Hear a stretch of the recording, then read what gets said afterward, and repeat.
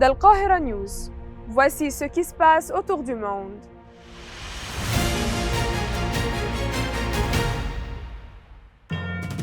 Hezbollah cible une base aérienne au sud de Tel Aviv. Les États-Unis promettent de riposter à une éventuelle attaque iranienne et un nouveau prêt est accordé à l'Ukraine par le groupe des 7.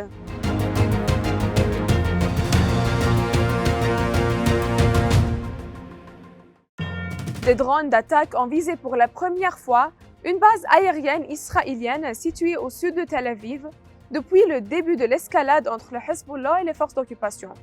Le Hezbollah a affirmé que ces drones ont atteint leur cible avec précision en réponse aux récentes attaques menées par les forces d'occupation.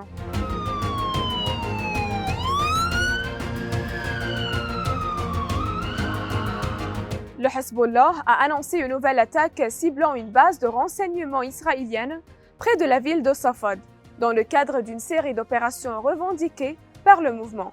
Ces opérations ont visé des bases militaires et des zones situées dans le nord de l'État occupé.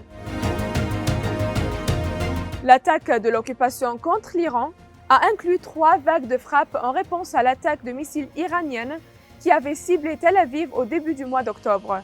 L'occupation a mobilisé près de 100 avions pour mener cette série de frappes visant des dizaines d'objectifs stratégiques.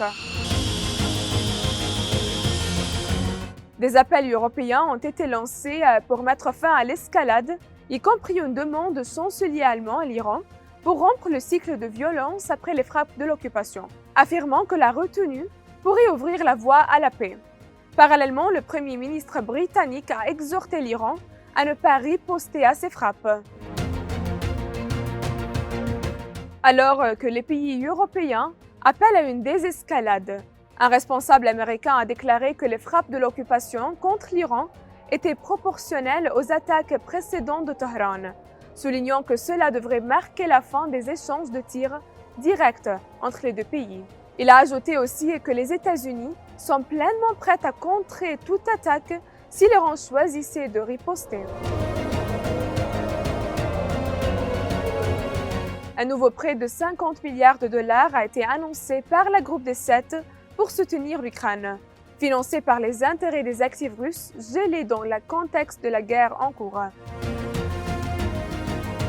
Alors que l'Ukraine a obtenu ce prêt, le gouverneur d'une région du centre du pays a annoncé la mort de moins de 5 personnes et la blessure de 19 autres, et ça dans des frappes de missiles russes sur la ville de Dnipro.